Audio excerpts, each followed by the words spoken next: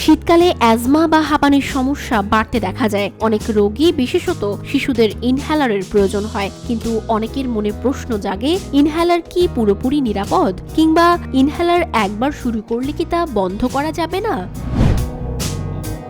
Inhaler ব্যবহারের নিরাপত্তা।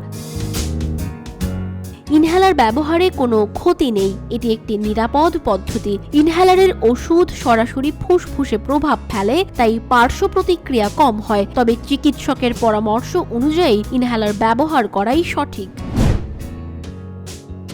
পার্শ্ব প্রতিক্রিয়া। যে কোনো ওষুধ অতিরিক্ত পরিমাণে ব্যবহারে পার্শ্ব প্রতিক্রিয়া হতে পারে। ইনহেলারের ক্ষেত্রেও এটি প্রযোজ্য, তবে সঠিকভাবে ব্যবহার করলে ঝুঁকি কম। মুখের সমস্যা। ইনহেলার নেওয়ার পর মুখ ভালো করে কুলি করতে হয়। তা না করলে মুখে ছত্রাক সংক্রমণ বা গলা শুকিয়ে যেতে পারে। ওজন বৃদ্ধি। শিশুদের ক্ষেত্রে ইনহেলারের ওষুধের কারণে সামান্য ওজন বাড়তে পারে, কিন্তু এটি চিন্তার বিষয় নয়। অভ্যাসের ঝুঁকি। চিকিৎসকের নির্দেশ ছাড়া ইনহেলার হঠাৎ বন্ধ করা উচিত নয়।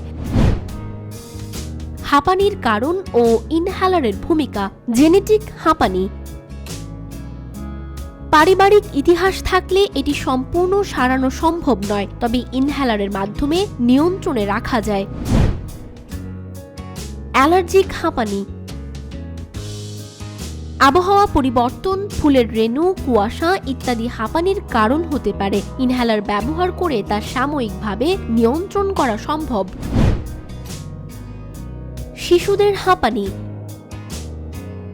বাচ্চাদের হাঁপানি ইনহেলারের সঠিক ব্যবহারের মাধ্যমে সম্পূর্ণ সেরে যেতে পারে, যদি এটি জেনেটিক না হয়। বয়স্কদের হাঁপানি। প্রাপ্তবয়স্কদের অ্যাজমা পুরোপুরি সারানো সম্ভব নয়, তবে সঠিক চিকিৎসায় স্বাভাবিক জীবনযাপন সম্ভব। বিশেষ পরামর্শ। ইনহেলার শুরু বা বন্ধ করার ক্ষেত্রে অবশ্যই চিকিৎসকের পরামর্শ নিন। শিশুদের বয়স 15 থেকে 16 বছর হলে ধীরে ধীরে ইনহেলার নির্ভরতা কমানোর চিকিৎসা শুরু করা উচিত। হাঁপানি রোগীরা শারীরিক পরিশ্রম ও খেলাধুলা করতে পারেন।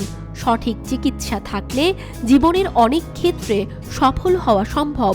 ইনহেলার নিরাপদ এবং হাঁপানি নিয়ন্ত্রণে এটি অত্যন্ত কার্যকর। সঠিক নিয়মে ও চিকিৎসকের পরামর্শ অনুযায়ী ইনহেলার ব্যবহার করলে পার্শ্ব প্রতিক্রিয়ার ঝুঁকি কমে যায়। হাঁপানিকে নিয়ন্ত্রণে রেখে সুস্থ জীবন যাপন সম্ভব।